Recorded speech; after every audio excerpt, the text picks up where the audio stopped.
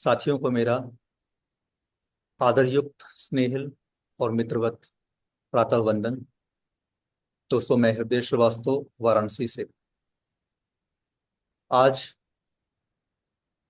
एक ऐसे विषय को लेकर मैं आपके समक्ष उपस्थित हुआ हूं जो निसंदेह सभी के जीवन में एक बहुत गहरा असर रखता है। दोस्तों, मैंने कहीं पढ़ा था कि living in past brings depression, living in future makes us anxious and present makes mind peaceful. यानी अतीत में जीना हमारे जीवन में अवसाद ला सकता है।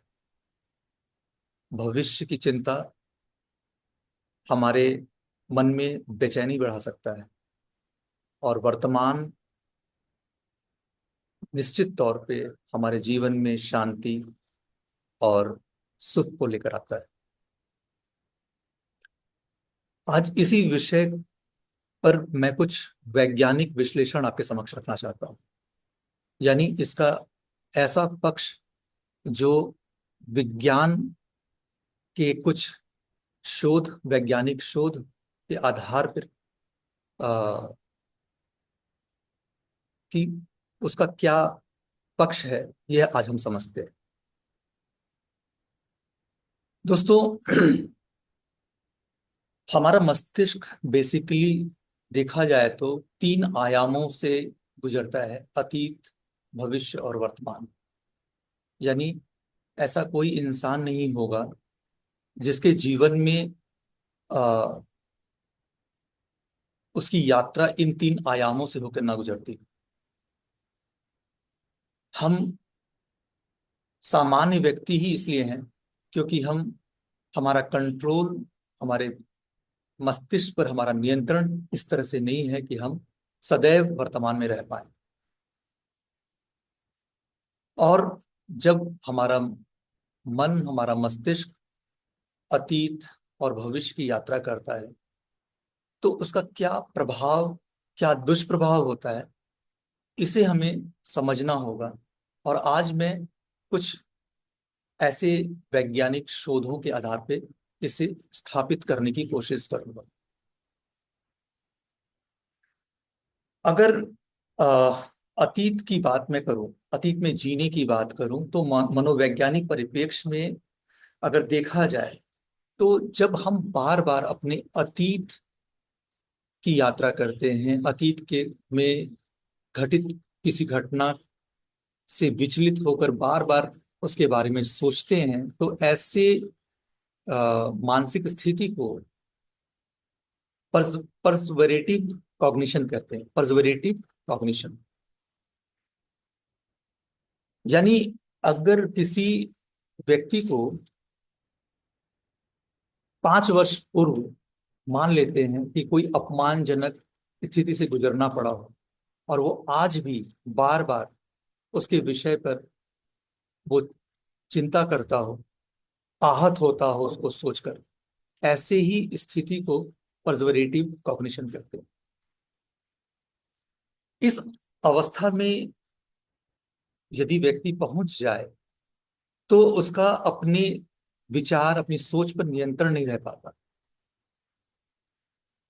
और वो हमेशा मानसिक रूप से थका हुआ महसूस करता है और उसका कॉर्टिसोल लेवल इतना हाई होता है कि वो हमेशा स्ट्रेस्ड, हमेशा तनाव युक्त होता है। 2006 में ब्रॉस्कॉट, गेरिंग एंड थियर ने अपने शोध में बताया कि पर्सवरेटिव कॉग्निशन में व्यक्ति का जो ब्लड प्रेशर है, रक्तचाप, हार्ट रेट यानी हृदय गति हमेशा अनियंत्रित रहता है। यानी ऐसे व्यक्ति जो पर्सवरेटिव कॉग्निशन की स्थिति में होते हैं, यानी बार बार किसी अतीत की किसी घटना से बार बार गुजरते हैं, वो अपने हार्ट रेट पे कंट्रोल नहीं कर पाते और जो अल्टीमेटली उन्हें बहुत सारे लाइफस्टाइल डिजीज तक लेके जा सकते हैं, जिसमें निश्चित तौर पे डायबिटीज और कार्डियोवैस्कुलर डिजीज तो है ही है। दोस्तों,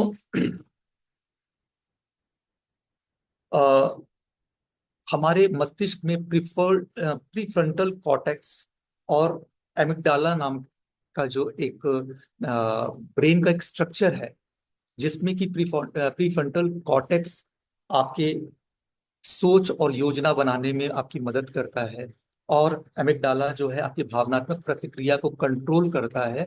ये इन दोनों का जो संतुलन है, ये बिगड़ जाता है यदि हम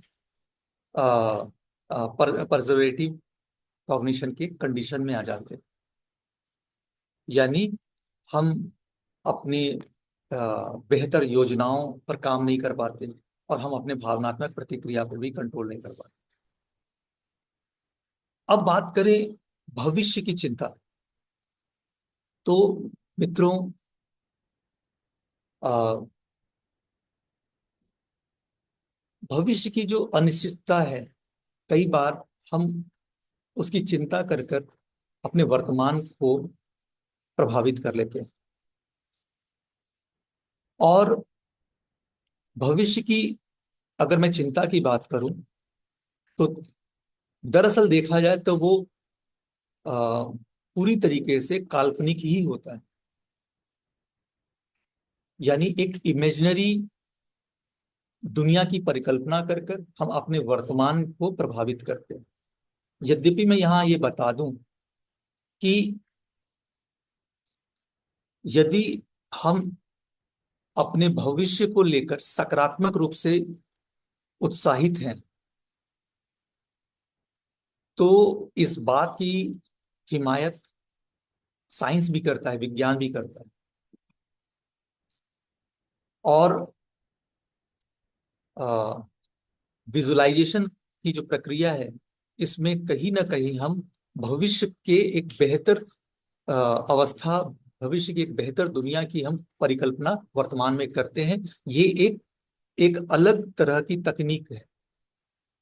लेकिन जब हम भविष्य की नकारात्मक स्थितियों की परिकल्पना करते हैं और उसको अपनी चिंता का विषय बनाते हैं, तो ऐसी स्थिति को एपिसोडिक फ्यूचर थिंकिंग कहते हैं। दोस्तों, आ, ये कुछ ऐसे है जैसे मान लीजिए कि किसी एक नवयुवक को एक इंटरव्यू देना हो, और उस इंटरव्यू को देने के पहले वो नवयुवक बार बार इस सोच में पड़ जाए कि मुझसे अगर ऐसा सवाल पूछ लिया तो क्या होगा, अगर मैं इसका जवाब ना दे पाया तो क्या होगा, मैं अगर फेल हो गया तो क्या होगा, मैं लोगों को क्या जवाब दूंगा। और जब ये बार बार ऐसा सोचता है, तो निश्चित तौर पे वो अपने परफॉर्मेंस और अपने रिजल्ट को भी प्रभावित करता है। क्योंकि जो एपिसोडिक फ्यूचर थिंकिंग है, वो उसके जीवन में कहीं ना कहीं एंजाइटी का कारण बनता है। दोस्तों, एक स्थिति आती है जिसे हम जनरलाइज्ड एंजाइटी डिसऑर्डर कहते हैं, सामान्यीकृत चिंता विकार। कई बार फ्यूचर के बारे में बहुत ज्यादा चिंता करने से हम इस जनरलाइज्ड एंजाइटी डिसऑर्डर तक पहुंच जाते हैं। और उन लोगों के लिए जो इस समस्या से ग्रसित हैं, उनके लिए अ, उनके लिए उनका वर्तमान एक कह सकते हैं बोझ की तरह हो जाता है। और अ, मतलब आज का दिन बिताना मतलब उनके लिए इतना कठिन होता है कि वो रात को अच्छे से सो नहीं पाते। अपना जो भी कार्य कर रहे हैं, एक नॉर्मल वर्क, उसे वो अच्छे से परफॉर्म नहीं कर पाते। और अल्टीमेटली जो उनके परफॉर्मेंस में गिरावट आती है, वो अ, उनके वर्तमान को बहुत ही बुरी तरह से प्रभावित करता है। अगर मैं बात करूं एक रिसर्च के, तो स्कैक्टरल 2007 में एक रिसर्च आया, स्कैक्टरल रिसर्च, जो कि ईएफटी, यानी ईएफटी का मतलब एपिसोडिक फ्यूचर डिसऑर्डर थिंकिंग के बारे में। उन्होंने बताया कि अगर ये अनियंत्रित हो जाए तो ये डिसीजन पैरालिसिस तक पहुंचा देता है। यानी मतलब इस अवस्था में कि हम कोई निर्णय लेने की स्थिति में ही नहीं रहते। अब बात करते हैं कि इसका समाधान क्या है। इसका समाधान है वर्तमान में जीना। और वर्तमान में जीने की बात अगर करें तो इसके लिए अभ्यास की आवश्यकता होती है। और अभ्यास किसका? माइंडफुलनेस का। अभ्यास किसका? मेडिटेशन का। आज दुनिया बार बार आपसे ये अ, आपको याद दिला रही है, आपको नॉक कर रही है कि आप माइंडफुलनेस को प्रैक्टिस करें। आज जिस मंच पर आज हम उपस्थित हैं, इस मंच का जो जो मुख्य उद्देश्य है वो यही है कि आपको माइंडफुल बनाया जाए, आपको माइंडफुलनेस सिखाया जाए। और इस माइंडफुलनेस की अगर हम बात करें मानसिक संरचना के आधार पे, तो जैसा कि अभी मैंने एमिगडाला के बारे में बताया, प्रीफ्रंटल कॉर्टेक्स के बारे में बताया, तो मैं आपको बता दूं कि बेसिकली एमिगडाला आपके मस्तिष्क में जो टेम्पोरल लोब होता है उसमें एक स्पेस है, आप कह सकते हैं एक पेयर्ड स्ट्रक्चर है, जो कि आपके मेमोरी, आपके लर्निंग में बहुत बड़ा रोल प्ले करता है, आपके इमोशनल कंडीशन को कंट्रोल करने में बहुत बड़ा रोल प्ले करता है उसमें।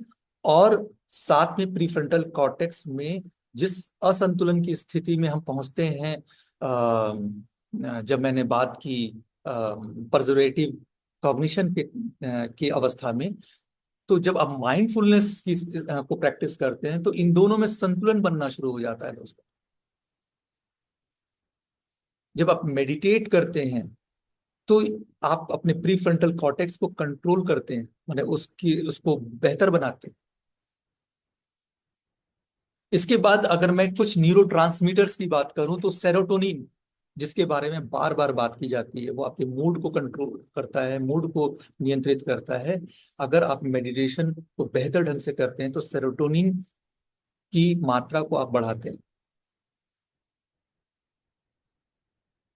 गाबा, यानी GABA, gamma amino butyric acid, ये एक न्यूरोट्रांसमीटर है जिसकी मात्रा अ, हमारे चिंता को कंट्रोल करता है। आप सोच कर देखिए कि जब आपके मस्तिष्क में गाबा का जो सिक्रेशन है वो अगर सही मात्रा में ना हो तो न्यूरो ट्रांसमीटर के लेवल पर, यानी कि न्यूरोकेमिकल्स के लेवल पे ही आपके मन में दुख और अवसाद बढ़ जाते हैं। तो जब आप मेडिटेट करते हैं, जब आप माइंडफुल रहते हैं तो गाबा का सिक्रेशन आपके शरीर में बढ़ जाता है, जो आपको चिंता से मुक्त करता है। तो ये सिर्फ साइकोलॉजिकल नहीं है, ये देखा जाए तो हमारे शरीर के अंदर जो जो केमिस्ट्री चल रही है उसको कंट्रोल करने का भी एक विधा है। और ब्रेन डिराइव्ड न्यूरोट्रॉफिक फैक्टर, यानी BDNF, जो कि अ, हमारे न्यूरोप्लास्टिसिटी से संबंधित है, जिसके विषय में PC सर ने एक बहुत ही बेहतर एक टॉक किया था और बताया था कि किस तरह से हम अपने ब्रेन को रिवायर कर सकते हैं, हम अपने ब्रेन को किस तरह से हम एक नया स्ट्रक्चर दे सकते हैं और अपने जीवन को उसके आधार पे कंट्रोल कर सकते हैं।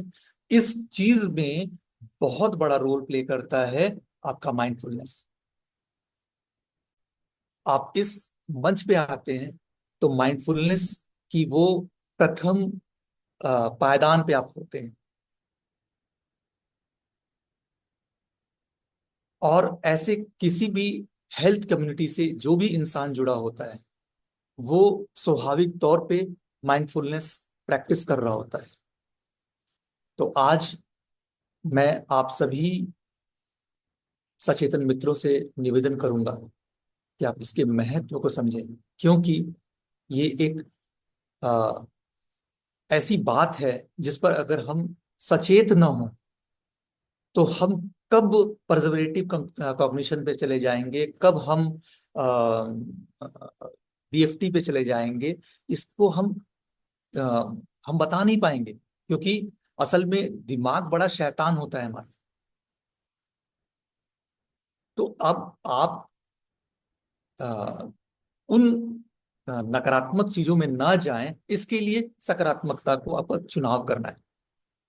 तो दोस्तों, आज इसी निवेदन के साथ मैं अपनी इस वार्ता को यहाँ पर विराम दूंगा, और कल फिर मिलते हैं नए विचारों के साथ।